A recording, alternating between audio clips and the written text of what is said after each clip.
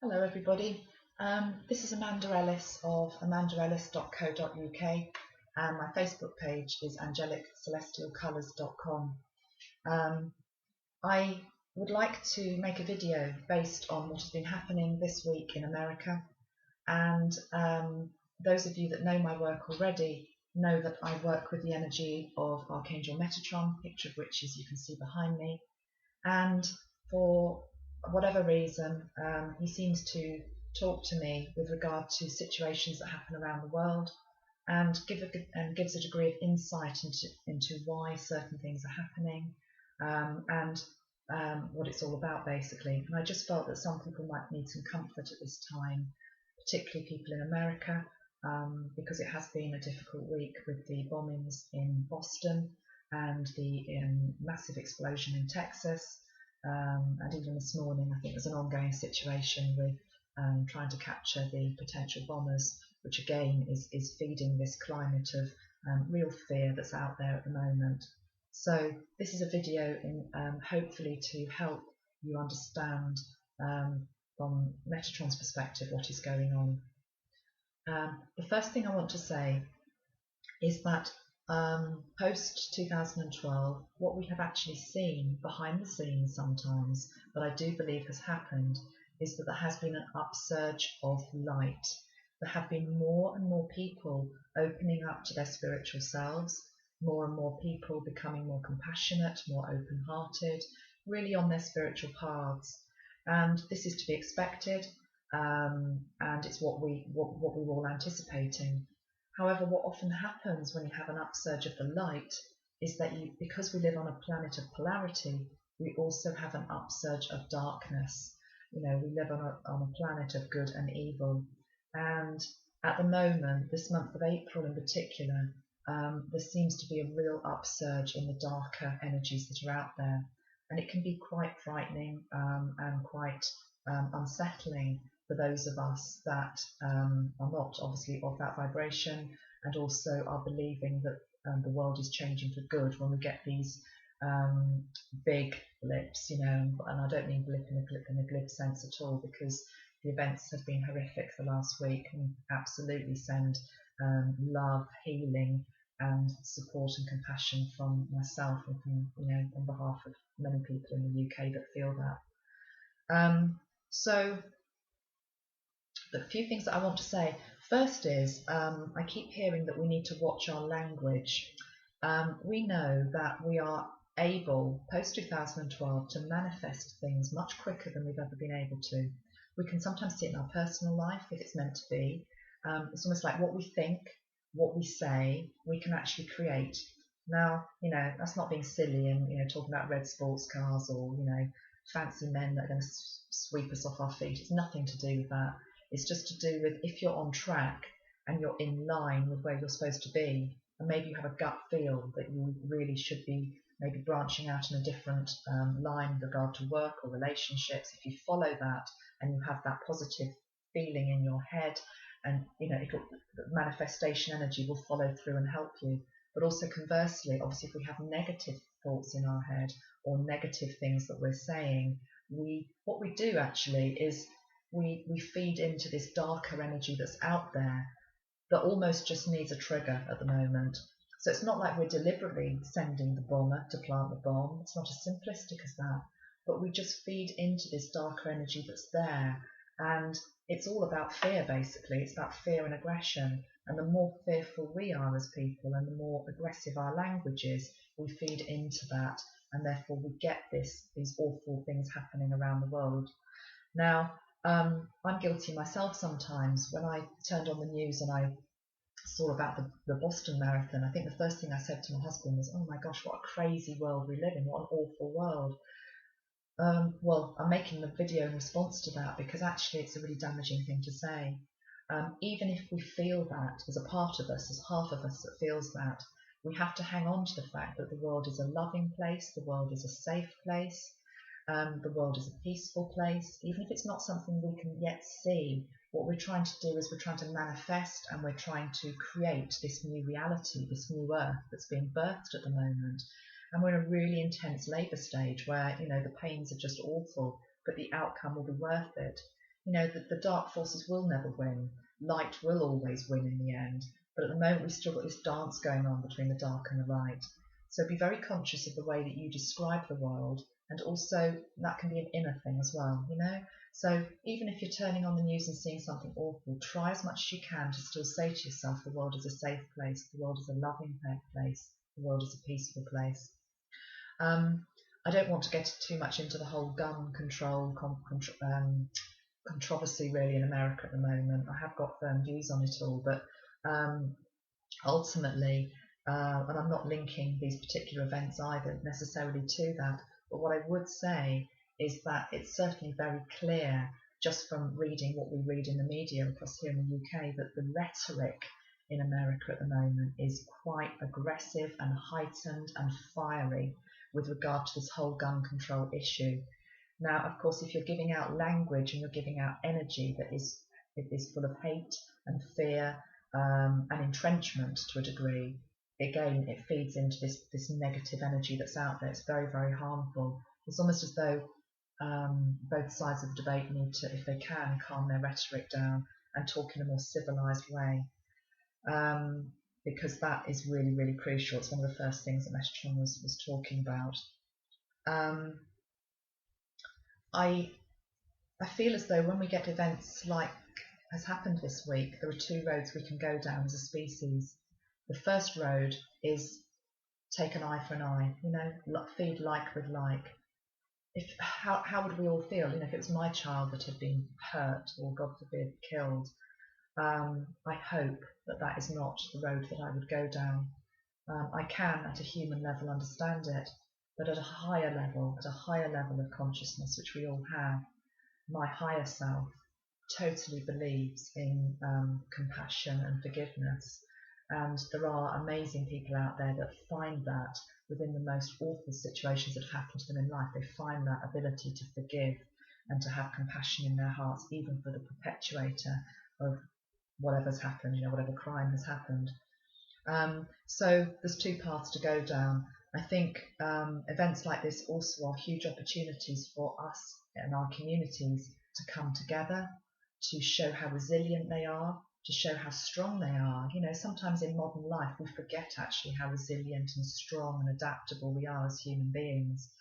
And often we're not given the opportunity to maybe show our compassion in the way that seems to just naturally come out in these disasters. People just not even thinking about their own safety or their own life to go and help somebody else. That shows the best of humanity. It's almost as though they show us the best and the worst of humanity.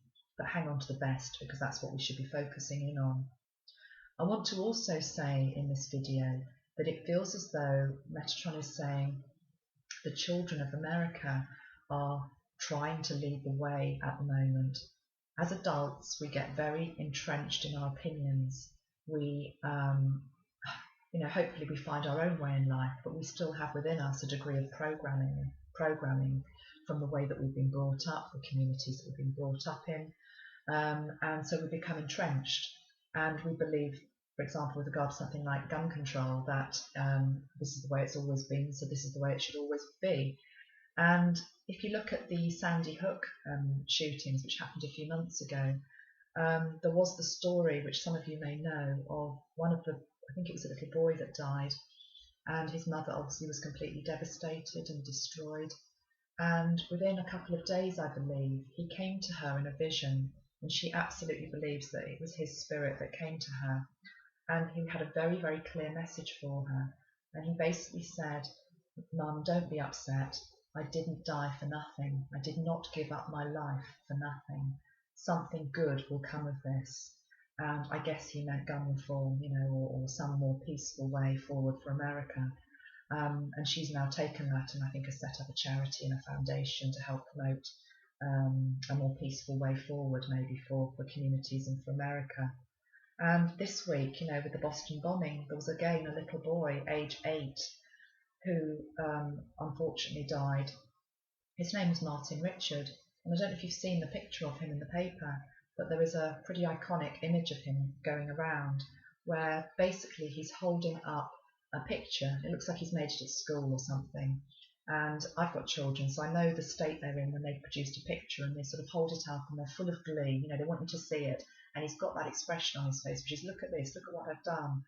And it's basically a blue piece of card. I don't think it's got a drawing on it, but he's just written something. And he's basically written, no more hurting people and peace. That's coming from an 8-year-old. I don't know in what context it was made, but the fact that that is almost like the lasting image of him, no more hurting people, peace. I think there's a message there from him, from beyond the grave, which we have to look at as a whole species of mankind. Also, his house, where he lived, somebody has daubed the words peace outside the pavement on his home. It's a big message there coming through from him, and in honour of his life and in honour of all the other people that have lost lives, we have to look at that. So, you know, I know the situation in Texas is different. Not quite sure. They don't seem to know quite what maybe has caused it. Certainly not as of 19th of April. But whatever has happened, again, it's about explosion and fire. I'm a colour therapist, so in terms of a colour for America this week, it's all been about the colour red, which is about survival, and it's about well, it's literally fire, isn't it? The colour of flames, anger, aggression. You know, to have planted bombs, for example, you know, you have to have that in your heart. You can't do it if you have love in your heart. The colours that help heal it. In fact, before I come on to that, I work with colour. I picked 3 cards before I started. The reason why it's happened, I believe, is because we've had this upsurge of darkness. We've had an upsurge of light, which has resulted in the darkness coming back up again. I also picked this card, and let's see that magenta bridge. This is Metatron's colour, actually, magenta. If you see the words, it's unpanic. So the media actually want us to panic. They want us to get into fear mode, to almost get into combative mode. That's the last thing we should do. We should unpanic and remember that we are actually safe and we'll be okay as a species. The card for the future, which I've picked out, is this one. It's a turquoise card, and it says trust the flow. Trust what is happening is for the greater good. Even if at the moment we can't quite see that, we have to trust that what is happening is for the greater good in the long term. And I feel as though, you know, we're trying to birth a more peaceful world, and at the moment it feels impossible some days, but we have to keep our belief that that is possible. The last thing I want to say today is I feel it's very important that all of us do clearance work on ourselves. Some of you may be doing this anyway on a daily basis. Some of you might have forgotten to do it. Some of you might not know what I'm talking about. I'm talking about basically the fact that we live in a world, whether we like it or not, where we're bombarded by the media. We're bombarded by tales of doom and gloom. I notice it with my children, actually. It's very interesting. My 11-year-old will actually turn off the news when it comes on the radio, and she loves listening to music. She'll turn it off. She just doesn't want to hear it. And I understand that, and some people don't actually listen to the news anymore.